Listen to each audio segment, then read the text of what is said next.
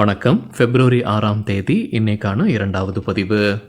பங்குச்சந்தையில் நடந்த சில விஷயங்களை விரைவாக பார்க்கலாம்.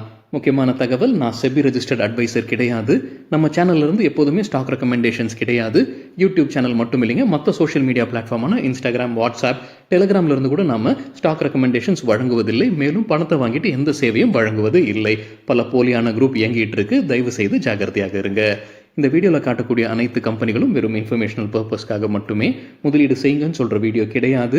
எந்த ஒரு முதலீட்லையும் ரிஸ்க் இருக்கும். ரிஸ்க் புரியாமல் இன்வெஸ்ட் செய்யாதீங்க. ரிஸ்க் புரியலன்னா தயவு செய்து இன்வெஸ்ட்மெண்ட்டை தவிர்த்துருங்க. நம்ம ருபி டிரைவர் சேனலை ஆதரிக்கிற அனைத்து நல்ல உள்ளங்களுக்கும் நன்றி. நம்ம மார்க்கெட் ஓப்பன் ஆகிறதுக்கு முன்னாடி உலக மார்க்கெட்ஸ் எப்படி இருந்ததுன்னு பார்க்கும்போது நேற்று யூஎஸ் மார்க்கெட்ஸ் க்ரீனில் தான் க்ளோஸ் ஆகியிருந்தது. பெரும்பாலான யூரோப்பியன் மார்க்கெட்ஸும் நேற்று க்ரீனில் தான் க்ளோஸ் ஆகியிருந்தது. இன்றைக்கி நம்ம மார்க்கெட் ஓப்பன் ஆகிறதுக்கு முன்னாடி ஏஷியன் மார்க்கெட்ஸ் எப்படி இருக்குன்னு பார்க்கும்போது பெரும்பாலும் க்ரீனில் தான் ட்ரேட் ஆகிட்டு இருந்தது. குறிப்பாக கிஃப்ட் நிஃப்டி 0.24% க்ரீனில் ட்ரேட் ஆகிட்டு இருந்தது. சைனா மார்க்கெட் 0.84% க்ரீனில் ட்ரேட் ஆகிட்டு இருந்தது. நம்ம மார்க்கெட் ஓப்பன் ஆகிறதுக்கு முன்னாடி எடுத்த ஸ்க்ரீன்ஷாட் இது. இந்த வீடியோ சேர தருணத்தில் நம்ம மார்க்கெட் ஓப்பன் ஆகி நிஃப்டி 0.4% ரெட்டில் ட்ரேட் ஆகிட்டு இருக்கு. சில இண்டிவிஜுவல் ஸ்டாக்ஸ் மற்றும் செய்திகள் விரைவாக பார்க்கலாம். மெக்சிகோ முதற்கட்ட நடவடிக்கை எடுத்திருக்கிறாங்க. ட்ரம்ப் வரியை அவங்க தவிர்ப்பதற்காக முதற்கட்ட நடவடிக்கை எடுத்திருப்பதாக மணி கண்ட்ரோல்லேருந்து கிடைத்த தகவல். 10,000 ஆட்களை அவங்க எல்லையில் இறக்கி இருக்கிறாங்க. சட்டவிரோதமாக யூஎஸில் ஆட்கள் வராங்கன்றதான் குற்றச்சாட்டு ட்ரம்ப் வைத்திருந்தார். அதை தடுப்பதற்காக அவங்களுடைய முதற்கட்டமாக 10,000 நேஷனல் கார்டை எல்லையில் இறக்கியிருப்பதாக மணி கண்ட்ரோல்லேருந்து கிடைத்த தகவல். சில தினங்களுக்கு முன்னாடி வரி விதித்திருந்தார் ட்ரம்ப். அதுக்கப்புறம் கால அவகாசம் கொடுத்திருக்கிறாரு. 1 மாதம் கால அவகாசம் கொடுத்திருக்கிறாரு மெக்சிகோக்கு நடவடிக்கை எடுப்பதற்கு, அந்த டாக்ஸை கொண்டு வராமல் இருக்கிறதுக்கு. அதோடைய முதற்கட்டமாக இந்த நடவடிக்கை மெக்சிகோ எடுத்திருக்கிறாங்கன்னு மணி கண்ட்ரோலில் தகவல் கொடுத்திருக்கிறாங்க.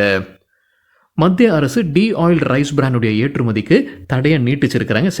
இந்த ஆண்டு செப்டம்பர் வரைக்கும் நீட்டிச்சிருக்கிறாங்க. மணி கண்ட்ரோல்லேருந்து கிடைத்த தகவல்.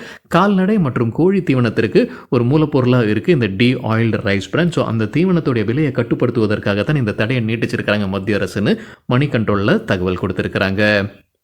எக்ஸாவேர் டெக்னாலஜிஸ் ஐபிஓ குறித்தான அப்டேட். எக்ஸாவேர் டெக்னாலஜிஸ் முன்ன லிஸ்டட் கம்பெனி இருந்ததுங்க. அப்புறம் கார்லைல் குரூப் டேக் ஓவர் பண்ணாங்க. அப்புறம் டீலிஸ்டிங் பண்ணாங்க. சில ஆண்டுகள் கழிஞ்சது. இப்போ மறுபடியும் லிஸ்டிங்க்கு வருது எக்ஸாவேர் டெக்னாலஜிஸ். மணி கண்ட்ரோல் கிடைத்த தகவல் ஐபிஓ குறித்தானது. விலை நிர்ணயித்திருப்பது லோவர் பேண்ட் 674, அப்பர் பேண்ட் 708. பிப்ரவரி 12ஆம் தேதி ஐபிஓ ஓப்பன் ஆகுது. 14ஆம் தேதி முடிவுக்கு வருது. இது அனைத்துமே ஆஃபர் ஃபார் சேலாகத்தான் வருது. இந்த ஐபிஓவில் ஆஃபர் ஃபார் சேல்னா ஆல்ரெடி எக்ஸிஸ்டிங் ஷேர் ஹோல்டர்ஸ் அவங்களுடைய ஷேர்ஸ் விற்பனை செய்வது. 8,750 கோடி ரூபாய்க்கான ஷேர்ஸ் விற்பனைக்கு வருவதற்கான வாய்ப்புகள் இருக்குன்னு மணி கண்ட்ரோலில் அப்டேட் கொடுத்துருக்காங்க. ஸோ கார்லைல் குரூப் கைவசம் இப்போ 95% ஸ்டேக் இருக்குது. ஸோ பெரும்பாலும் அவங்க தான் இந்த ஐபிஓ வழியாக ஷேர்ஸை விற்பனை செய்கிறாங்கன்றது புரிஞ்சுக்கொள்ள முடியுது. ரிலையன்ஸ் பவர் இன்றைக்கி நல்லா பர்ஃபார்ம் பண்ணியிருக்கிறாங்க. இன்ட்ராடேல 9% அதிகரித்தது. எக்கனாமிக் டைம்ஸ்லேருந்து கிடைத்த தகவல். அதற்கு முக்கிய காரணம் அவங்க சொல்லியிருப்பது குவார்ட்டர்லி ரிசல்ட் தான். இப்போ அவங்க ப்ராஃபிட் அறிவிச்சிருக்கிறாங்க. இந்த குவார்ட்டரில் 42 கோடி ரூபாய் ப்ராஃபிட். போன வருடம் இதே குவார்ட்டரில் நஷ்டத்தில் இருந்திருக்கிறாங்க. 1,136 கோடி ரூபாய் நஷ்டம். போன குவார்ட்டர்லையும் லாபம் அறிவிச்சிருந்திருக்கிறாங்க ரிலையன்ஸ் பவர். ஆனால் அதில் பெரும்பாலும் ஒரு ஒன் டைம் எக்ஸப்ஷனல் ஐட்டம் வந்திருக்குன்னு அதே எக்கனாமிக் டைம் செய்தியில் சொல்லியிருக்கிறாங்க. அதானி வில்மர் ரீபிராண்டிங்கை ஆரம்பிப்பாங்கன்ற செய்தி சில தினங்கள் முன்னாடி நம்ம செய்தி பார்த்துருந்தோங்க. அதானி இந்த ஜாயிண்ட் வெஞ்சரில் வெளியேறிட்டார். இப்போ அதனால் அதானி வில்மர்ன்ற நிறுவனம் ரீபிராண்டிங் பண்ணுவாங்கன்ற எதிர்பார்ப்பு இருந்தது. இப்போ புது பேரை கொண்டு வராங்க. AWL ஆக்ரி பிஸ்னஸ்ன்ற பேரை கொண்டு வர இருக்கிறாங்க. ஆனால் அதற்கான ஷேர் ஹோல்டர்ஸ் ஒப்புதல் பெறப்படும்னு சொல்லியிருக்கிறாங்க Adani Wilmar. Godavari power and Ispat தற்போது அப்டேட் இருக்குது. சத்தீஸ்கர் என்விரான்மெண்ட் கன்சர்வேஷன் போர்டு ஒப்புதல் வழங்கியிருக்கிறாங்க விரிவாக்கத்திற்கு.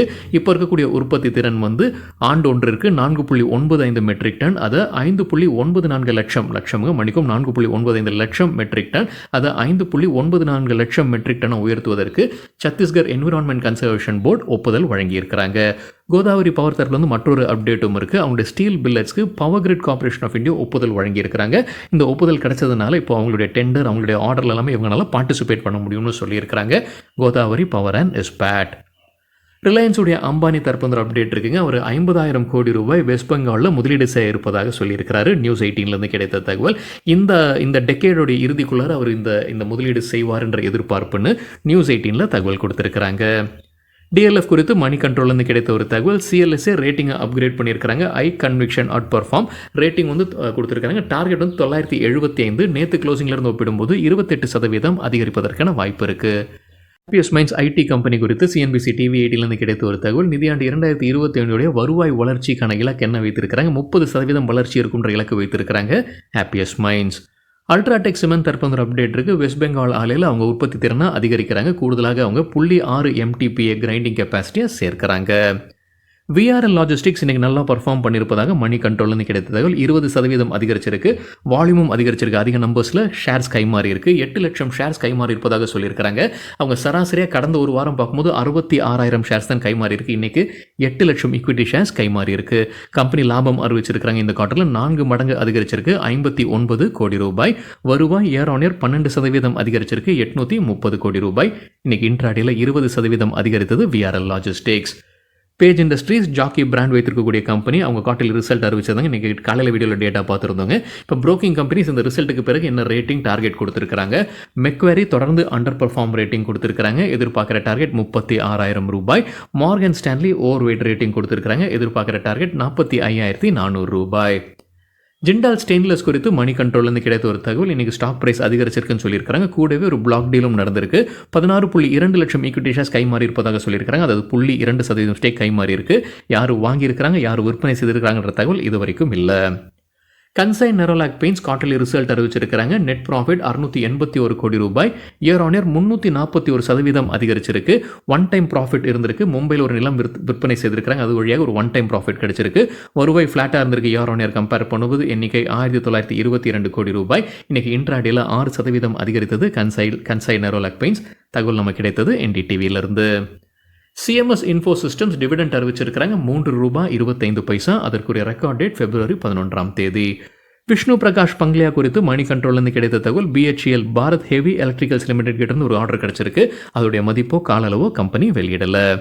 ஹெச்சிஎல் டெக்னாலஜிஸ் தற்போது அப்டேட் இருக்கு. சார்ஜ் பாயிண்ட் நிறுவனத்துடன் ஒரு பார்ட்னர்ஷிப்பில் வராங்க. இவி சார்ஜிங் டெக்னாலஜிஸ்க்காகத்தான் இந்த பார்ட்னர்ஷிப். சார்ஜ் பாயிண்ட்ன்ற நிறுவனம் வந்து இந்த எலக்ட்ரிக் வெஹிக்கிள்ஸ் உடைய சார்ஜிங் சொல்யூஷன்ஸில் இருக்கக்கூடிய ஒரு நிறுவனம். திரிவேணி இன்ஜினியரிங் தற்போது அப்டேட் இருக்கு. இன்னைக்கு இன்ட்ராடேல 5% அதிகரிச்சிருக்கு.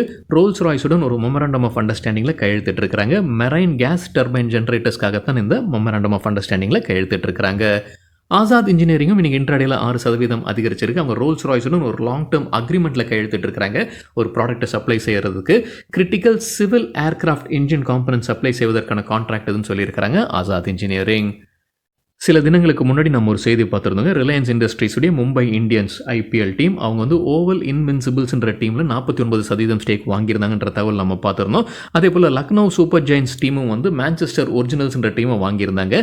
இப்போ சன் குரூப்பை சார்ந்த சன்ரைசர்ஸ் ஹைதராபாத் வந்து நார்தர்ன் சூப்பர் சார்ஜர்ஸ் அப்படின்ற டீமை வாங்கியிருக்கிறாங்க 100 மில்லியன் கிரேட் பிரிட்டன் பவுண்ட்ஸ்க்கு. குமார் மங்கலம் பிர்லாவுடைய பொண்ணு அனன்யா பிர்லா இப்போ காஸ்மெட்டிக் பிஸ்னஸில் இறங்க இருக்கிறாங்கன்னு எக்கனாமிக் டைம்ஸில் தகவல் கொடுத்துருக்காங்க. Fast growing beauty and cosmetic ஸ்பேஸில் அவங்க முதலீடு செய்வதற்கான வாய்ப்புகள் இருக்குது. அவங்களுடைய புது வெஞ்சரை தூங்குவதற்கான வாய்ப்பு இருக்குன்னு எக்கனாமிக் டைம்ஸில் அப்டேட் கொடுத்துருக்காங்க. நைக்கா போன்ற நிறுவனங்கள் இதை உன்னிப்பாக கவனிச்சுக்கிட்டு இருப்பாங்க. சரிங்க, இதுதான் சில விஷயங்கள் என்னுடைய பார்வைக்கு எட்டியது. நன்றி, வணக்கம்.